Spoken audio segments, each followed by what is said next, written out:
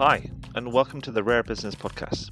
My name is Adrian Swinsko, and I'm a consultant, advisor, researcher, and writer on all things related to customer service and customer experience.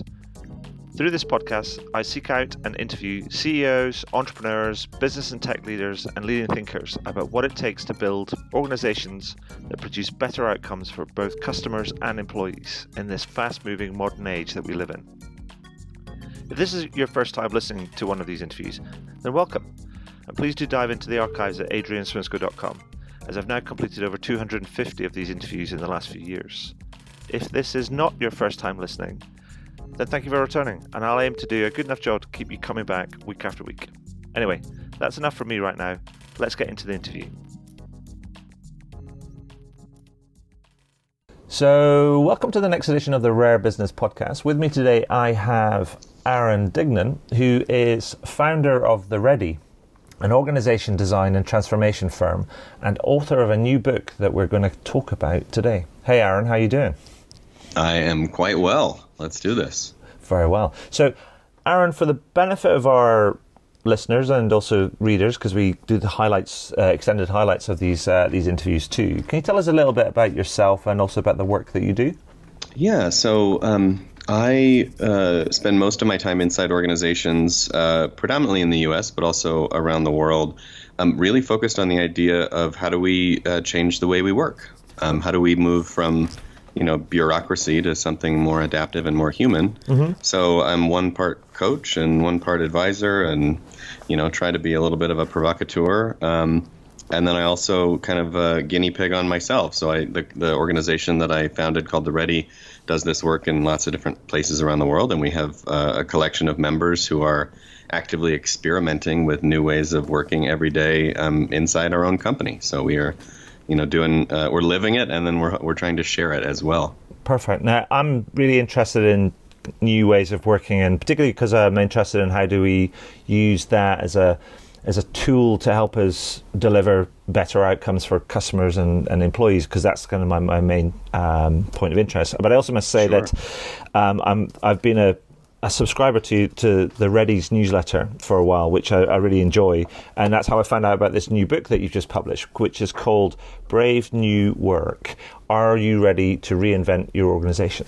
So I have it in my hand, and it's got some incredible names and comments in the past. So on the back cover. So hopefully you're blushing when you read those, because there are some big names in there.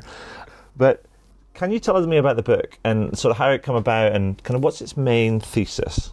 Yeah, so I think one of the things that we discovered in the early days of The Ready is that because of the mindset shift and kind of the argument that we have to make against traditional management and structures is so profound and really needs to be kind of given its due time. It started to make me think maybe a book would be a way to get there, because you take a long plane ride or you sit down on the beach for a few hours and you can be in an idea. Right. And I think because the way we work is so embedded and so ingrained, we just so rarely have the time to hear that argument and to stop and just think and question, is the way we're working serving us? Right. So the thought was maybe get it all down, get it out as much as we've learned along the way, as a starting point, for a broader conversation. So I started working on it about 18 months ago, and which was also an interesting experiment, because the company at the time was only about a year and a half old. So I had this year and a half old baby, and started writing the book, which really required me to be away from the business and away from my colleagues for most of the day, most of the week. Right. So it was a really interesting experiment in, have we done enough in terms of putting the groundwork for a self-managing company into place that I can actually disappear for a year, right? And it won't be completely defunct on the other end. So that was kind of the genesis and the origin. And I mean, the book really is one part manifesto, one part playbook. So It has three main sections or arguments. The first one is really about the past and the future of work. So how the heck did we get here and where are we going? And then the second part really takes a a deep dive into what's changing. Like, what is we start talking about the future of work or new ways of working or better ways of working. What the hell do we mean? And I kind of provide a construct for exploring that. And then the third part of the book is, hey, that all sounds great, but how do we change, right? Sure. So it's one thing to believe it, it's another thing to do it. And so really talking about all the, hard-fought lessons that we've learned, trying different approaches to change, and what has ultimately started to work for us. Okay.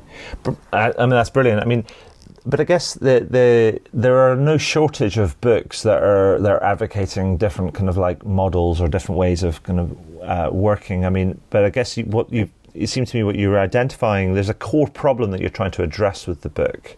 Can you tell me just a little bit? Well, I think that's my assumption, and that's my belief in sort of going through the book. I mean, can you tell us a little bit more about what you think the core problem that exists that you're trying to address, and why we have to think about a new way of working?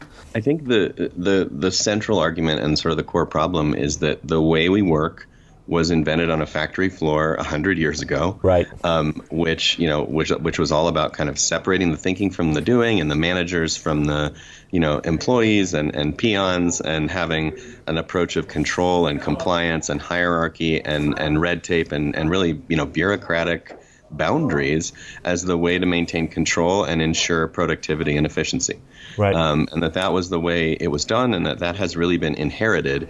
The problem is that both kind of empirically and emotionally, that no longer works as well as it used to. The world has changed in a massive amount of different ways, from from the cultural changes to just the pace and dynamics of the marketplace, to how global we are, to all the new technology that's changing everything. The list goes on and on. We have rockets that can land themselves. Yes. But we're still running businesses most of the time. That is 100 years ago. Most of the time, sure, at all, right? Yeah. There are miracles happening, and yet at the same time, when I ask to see an organization's org chart and how they make decisions, it's almost indistinguishable from something that's a century old. So either it's perfect, which would be the case if everybody were thrilled at work, but as you know, 1 in 2 people is thinking about quitting their job and is disengaged. So it's not working. And actually, when you look at things like corporate longevity or return on assets, it's not working empirically either. So I think there's a kind of a degradation happening beneath our feet, and we're pushing really hard. We're riding the bike as hard as we can to kind of keep delivering the goals and the growth and the outcomes that we want. But there needs to be a moment to stop and just say, wait a second. Yeah. Are the underlying assumptions of this approach correct anymore? Right. If they ever were. And what are we going to do about that? And so, you can say that, was it 1 in 2 people are looking to sort of change their job and things. And there's an old saying that says people join companies but leave bosses. Mm-hmm. Right. And I'm thinking, well, if you change the organizational structure, that's possibly only one part of the picture, right? Because you've also got to change the sort of almost the way that people are managed and led in those structures as well. Absolutely, yeah. I think when we think about it, we talk about it as an operating system, or right. An OS, and the idea is that there's a lot of different components, and in fact, not only do you have to change more than one, but they're all very interdependent, right? So the whole kind of culture of work is holding itself up in the same way that the whole economic system is holding itself up based on all these reinforcing mechanisms. Right. Okay. So, given all of that, I mean, what should people be asking themselves when they kind of, because it's like, I guess, to drive kind of change, or to get, the first thing you've got to create is a I guess, a dissatisfaction with the current status quo. Right. So how do we create that dissatisfaction? I mean, what should people be asking themselves to kind of like open the door or pull back the curtains, and then they go, oh, shock, horror? Yeah. Well, I mean, I think you can also motivate change with curiosity about what's possible. So right. It is, what I'm finding is that a lot of the early adopters are maybe frustrated with the old ways, but also just kind of open to the never-ending quest, right? They want to keep pushing forward. But there's no shortage of dissatisfaction, so we can start there. And the question I engage most teams with when I first meet them is just, what's stopping you from doing the best work of your life? Right. Which is sounds like a pretty heady question, but if you just really stop for 15 seconds and think about it, can be quite tactical, right? Like what is it that's in the way, right? Is it a boss? Is it that you don't have time? Is it that you don't have resources? Is it that you don't like your colleagues? Is it that you don't have the information you need? Is it that you're in meetings all the time, right? There are good reasons that are pretty top of mind for most teams that I meet with. Right. And they can go right to them. We prioritize the short term over the long term here, and that kills us. Oh, right. Okay. So, you get into that stuff. I think that's the starting place. And then the second question is the one we never ask, which is, great, so what are you going to do about it? Right. Like, let's say we do one of those things. Now, what are the options? What are the alternatives? And what I think we don't do a great job of in culture and in media around business is exposing some of the, thinking. And I would almost call it new thinking, but it's really not. It's fringe thinking that's been there for a long time. Many of the businesses that I studied in the book have been around for decades and decades, doing things differently and with remarkable aplomb. And yet, you don't see them on the cover of HBR, right? So there's just a missing piece there of kind of knowing where to look, and then a willingness to try something and to kind of break some of the patterns of thinking that stop us from trying, right? Because we love to do big moves, and we love to plan the moves, and we love to be sure. Yeah. And all those things that we're used to and addicted to often prevent us from saying, what's just one small change that we could make this week on that issue, that tension, that would help us move forward? I think that's absolutely right. I think it strikes me that there's an element of, you mentioned there's organizations that have been around for decades, and you talk about making decisions and getting people involved and so on and so forth. And it strikes me that there are companies that have been out there that have been doing this for decades. I mean, people like Toyota come to mind with their Toyota management system and their quality circles and the Gemba idea and Kaizen and all of that type of stuff. But because it almost like falls off the immediate consciousness if it's not talked about and not adopted by the majority. Right. Do you know what I mean? And it doesn't play to our desire for the quick fix, right? It's not a framework that you can pin on the wall. It's not a thing that you can get certified in. I think, when you go look at quotes from Taiichi Ohno, who was really involved in that movement at Toyota, he says, think for yourself. Stop trying to borrow wisdom. Yes. Get in the shit and get your hands dirty. Yeah. Nobody really likes that, right? That seems like we're too busy for that, or that seems scary. So there's a kind of a mental barrier around that stuff. Do you think it's also kind of apart from, it also requires people to think rather than to do, and therefore there's emotional labor associated with it? Absolutely. And we have emotional labor and accountability, right? I mean, if I think for myself and I change it instead of doing what everybody does, then it's kind of on me. Yes. So also then, in terms of other companies that you mentioned in the early part of the book, you mentioned kind of W.L. Gore and Favi, and you consider them to be evolutionary organizations. I mean, I guess those are the ones that are in that they're taking collective responsibility for managing themselves. I mean, what I didn't see, but I did look up in the index, and there are mentioned, is Semco. And I wanted to ask you whether you thought Semco was an evolutionary organization, because Semco and Ricardo Semler is I remember reading Maverick back in the day, probably over 20 years ago. And I thought it was a story at the time. I thought it was a fictional thing, for a passing moment. I'm like, how can this be real? Yeah, it's like the Phoenix Project or the Goal. It's a parable. It's like sci-fi in many ways. You look and just go, wow, that's crazy, but amazing and brilliant. I mean, would you consider them an evolutionary organization? Absolutely, yeah. I mean, they were included in the research and in the list, and I think Ricardo has been up to some really powerful stuff for a long time. Yeah. I think that, they're a really good example, especially in South America, where, often it can be a little harder to dig up cases like this. So yeah, Semco is quite squarely in that space, and I think they've done a good job of not only doing the work, but also telling the story with books like Maverick and with his TED Talk and with some of their other publications and podcasts and training, even the Semco Institute. So I think they're a stellar example. Fantastic. So the other thing that kind of struck me when you were when I was going through the book is this. I think a central concept in the book is this idea of organizational debt. And then I was looking at that and I was going, okay, I'm going to get my head around this. It's like, can you, so kind of for the dummies in the class, and I include myself in that, can you explain what that is and how it affects the work that we do?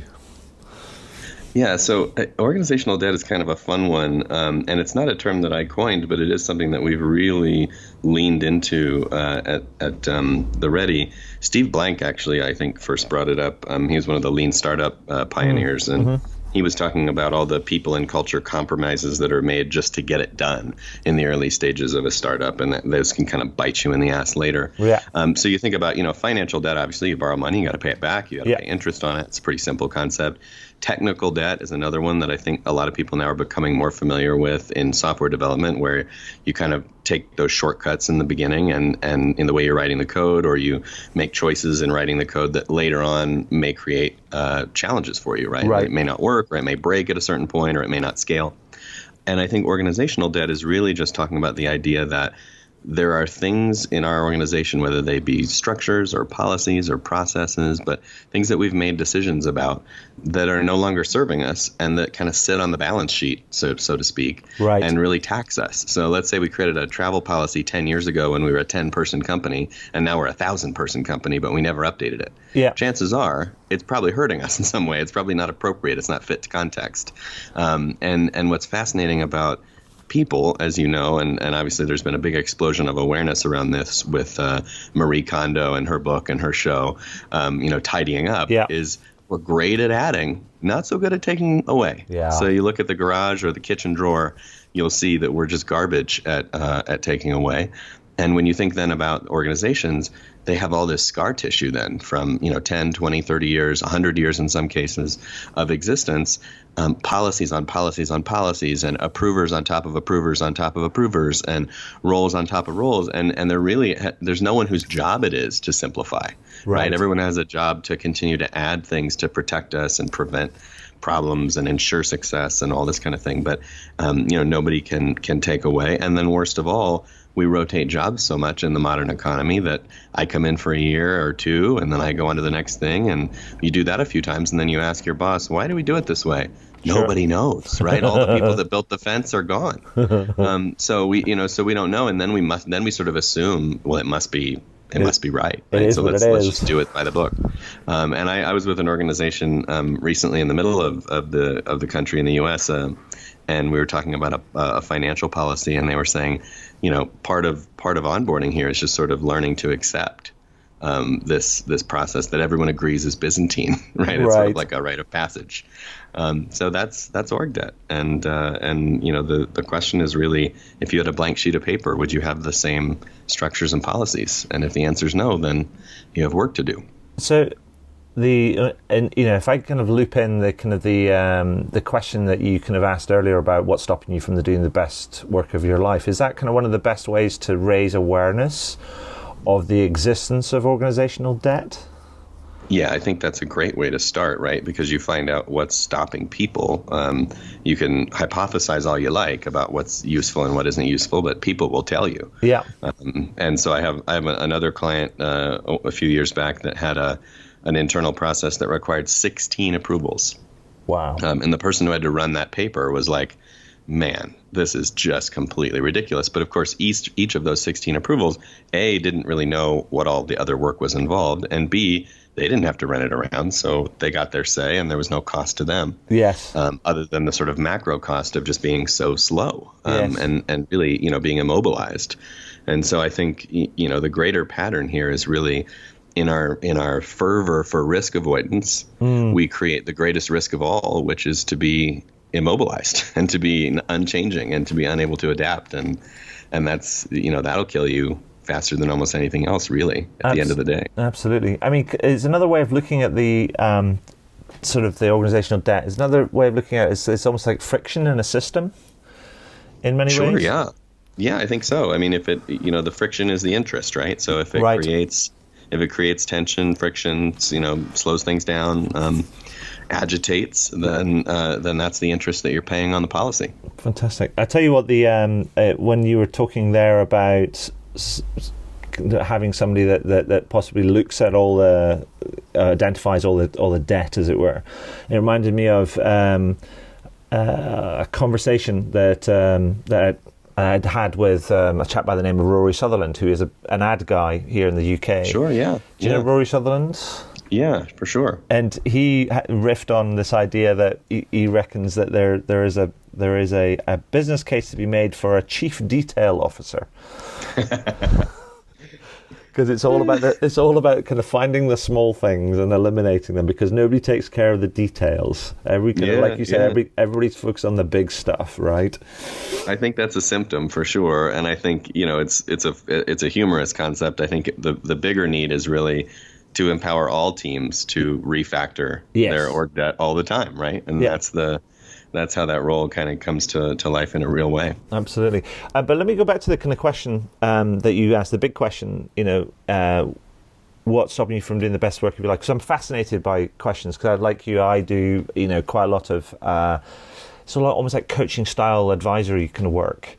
And questions can be real keys to opening doors for people. And so I'm curious about, did that just spontaneously appear one day, that question, or kind of where did it come from? I'm always curious where really great questions come from.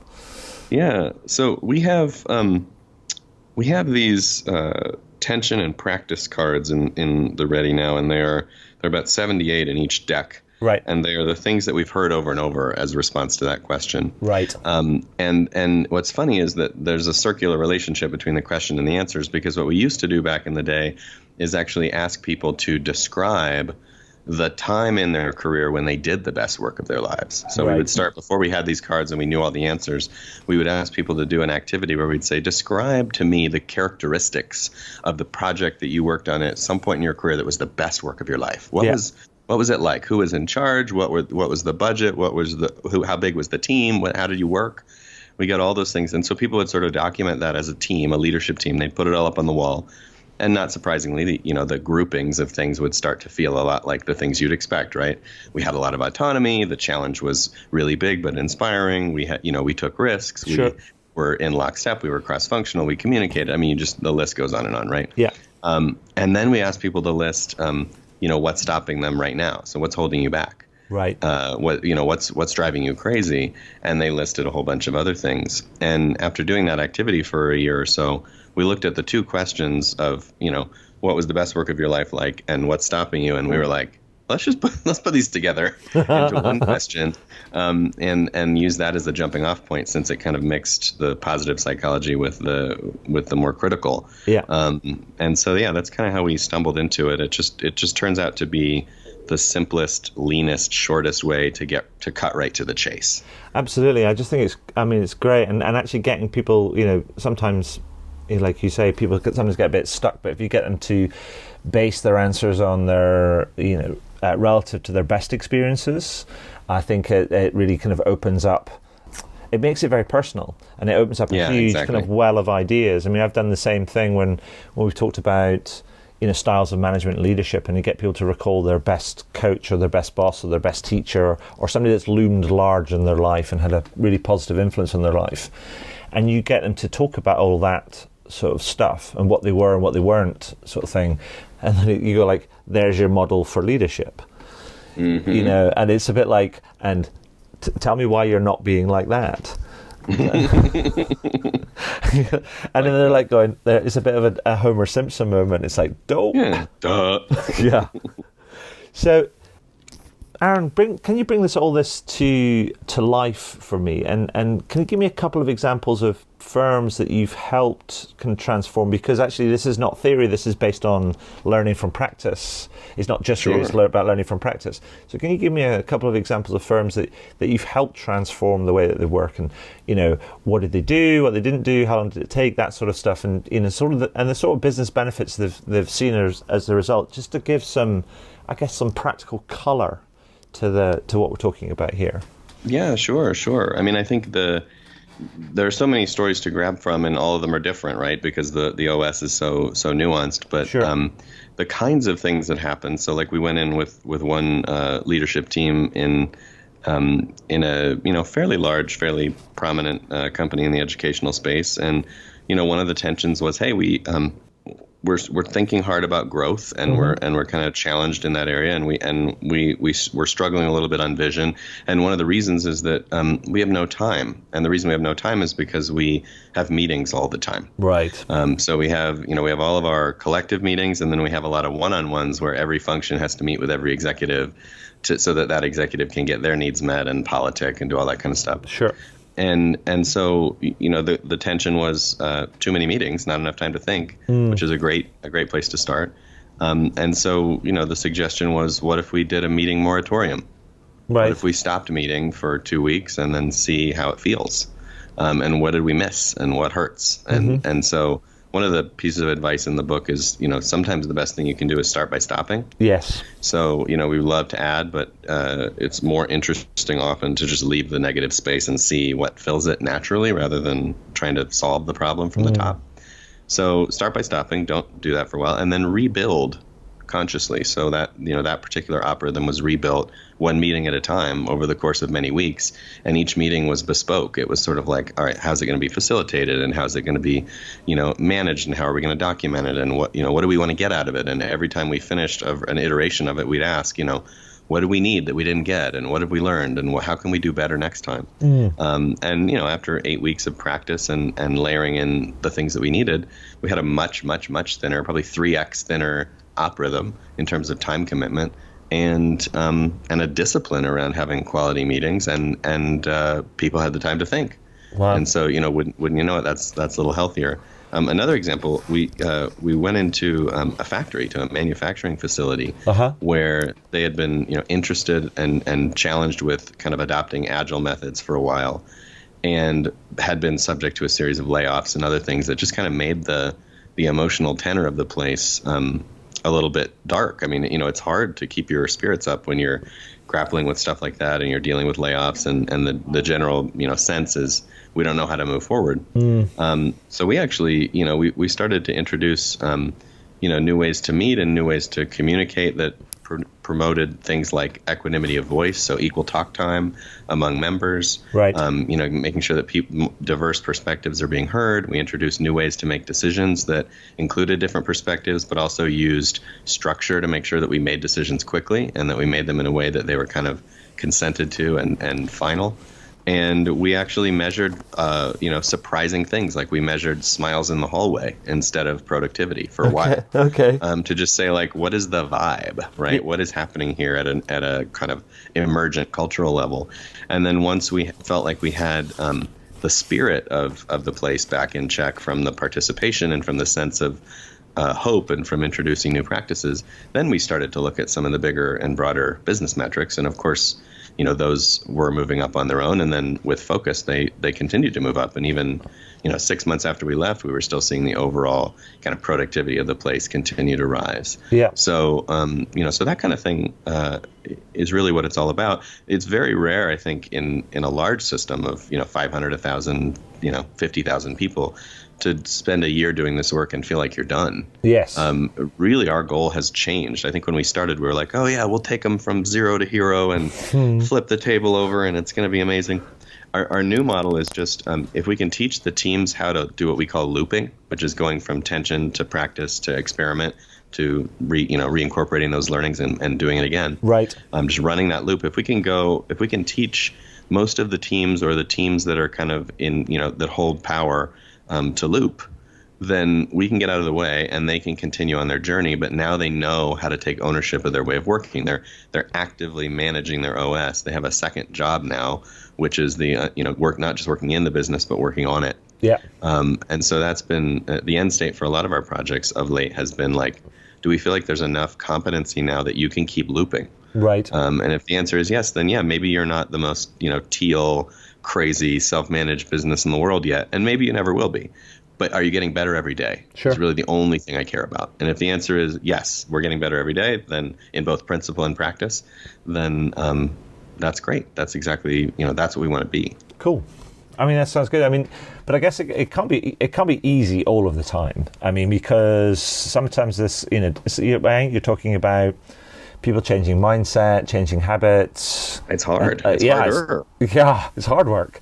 And so what's kind of one of the biggest challenges that you face when you've kind of gone in to help companies with their reinvention or a transformation or a reconfiguration or whatever, rethinking of their organization? What's some of the biggest challenges that you faced?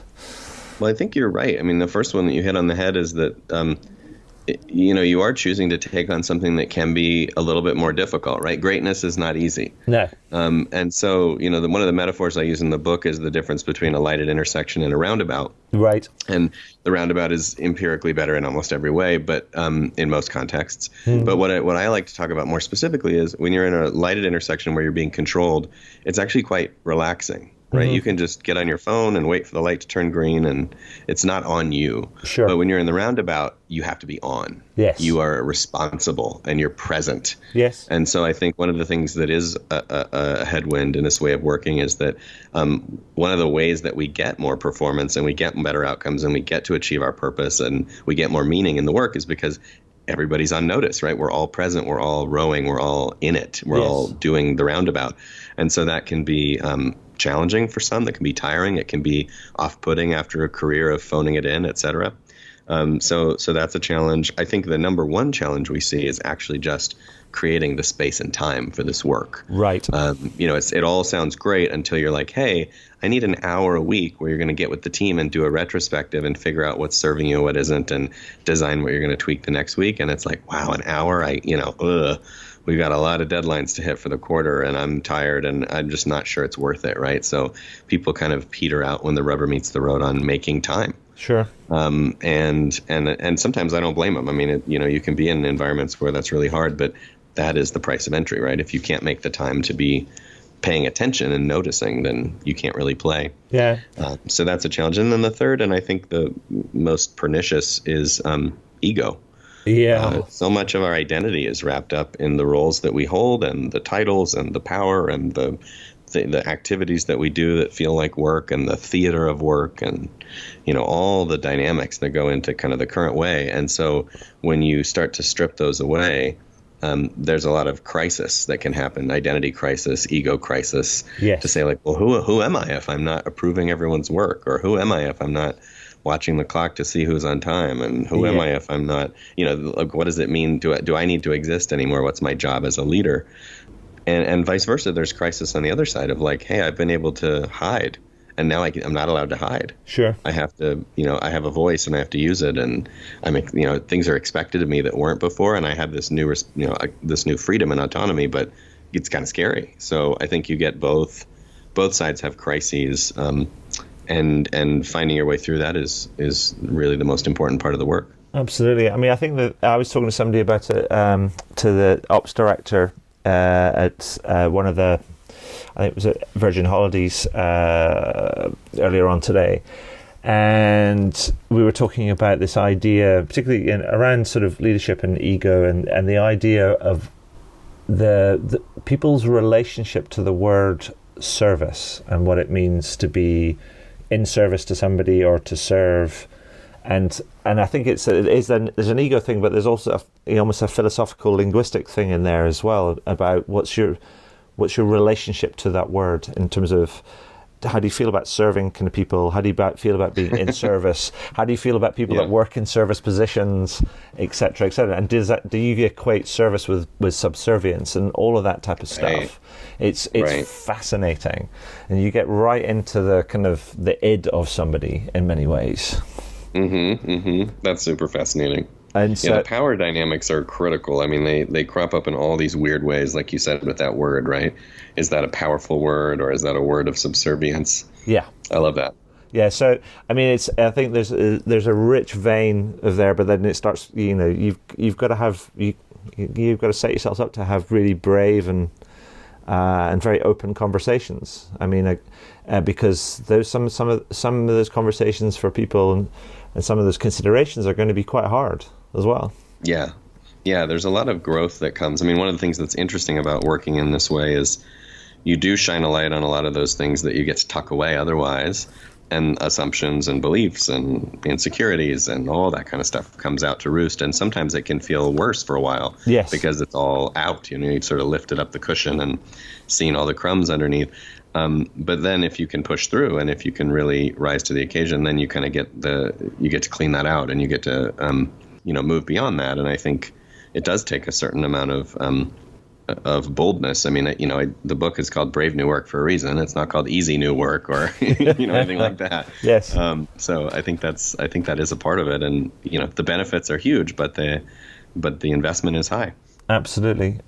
So, if I was to say to you that somebody's listening into this, they're an exec or a leader in an big organization or their own organization, and they're thinking, I am liking the sound of what Aaron's saying. Now, apart from going off and buying your book, which obviously that's what they should do, and it's going to be on sale from February the 19th, and that's kind of fair enough.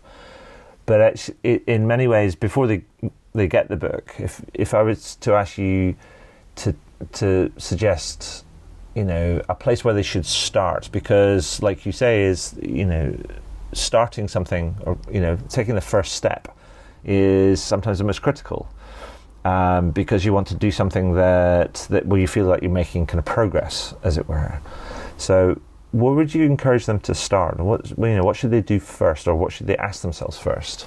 Yeah, no, it's a great question. I think there's a conversation they could have, or there's an activity they could do, right? So The conversation is to go back to their team and just say, if you could change something, what would you change? Right. What's stopping you from doing the best work of your life? Just ask the question, have the conversation without a promise of what will happen next, but just to see what's in everybody's head. Yeah. And model it yourself by being like, what I'd like to change is X, Y, or Z. Yes. So I think part of it is you can invite that conversation. And the activity, which is related, but I think more hands-on, is at the end of the next project or the end of the next month, whichever comes first, grab the team and do a retrospective. And that means getting everybody together. And, there's many, if you Google how to hold a retrospective, there's 15 different ways to do it online. Sure. But you're essentially asking the question, what worked, what didn't work, and what will we do differently next time we do this thing? And I think that, there's a ton of power in that idea. We have a partner and an investment that we've made in a software company called Parabol, Parabol.co. Okay. And they've created a free retrospective tool online. Nice. So you can actually have a team use it in person or remotely, and it runs you through a formatted approach to getting at some of these insights. So that's kind of a potential way to get at it. But you can do it with Post-it notes too. I mean, it really is just about taking the hour or the 90 minutes and saying, hey, what happened? What the hell just happened? Instead of going right to the next project and right to the next month. Less than 5% of teams do effective, regular retrospectives. So You can be in the top 5% pretty easily. You just have to do one. And I always joke that the best retrospective is the one you do. So it doesn't really matter what format you use or how well you stick to it. It's just, can you make the time? So those two things would be great places to start. And then, as you mentioned, the book is interesting. We have these tension and practice cards as well that we're going to be releasing soon to the public. So those are fun tools to help if you feel a little bit out of your element and you want the support of some tools. Yeah. But start by starting. Perfect. That's awesome. So, Aaron, I mean, anything else that you'd like to add before that we've missed out, or have we kind of covered off most bases? I think we've painted a good picture. The only kind of parting thought is, just remember that this is all made up. Nothing that we do at work, nothing that we use, nothing that we say is platonic. It's not floating in a cloud somewhere as the only way to do it. This is all completely made up. Yeah. And so it can be remade, and that, I think that just acknowledging that gives us a kind of a freedom. Yes. To be like, oh wow, I'm actually, this is just made up, and I can just make up another thing, and if it works better, then wouldn't that be great? That's super cool. Aaron, just want to say thank you for your time today. Congratulations on the new work. My chapeau on the work that you're doing and trying to help reinvent a number of willing organizations. I guess you've got a fair few in the willing before you get to the unwilling, and that's going to be a much harder job. But let's kind of like, exactly. Hopefully you can grow the pond of the willing kind of pretty quickly. So, but just thank you for your time and sharing the insights today, and also kind of like telling us a bit about the book. That's been kind of awesome. Thank you. Awesome. Yeah. Thanks for the great questions, and thanks everyone for listening. Well, that's it for another interview. I really hope you enjoyed it. Now, every time I complete one of these interviews, I learn something new, and I try and incorporate that new learning into my writing, my speaking, my workshops, and the consulting that I do for my clients. If you're interested, you can find out more about how I work with clients over at adrianswimsco.com. But one final thing before I go, please consider heading over to iTunes or whichever podcast platform you choose to use, and do leave a review. Every little helps, as they say. Anyway, that's all for now. Thank you for listening, and do listen in again. All the very best.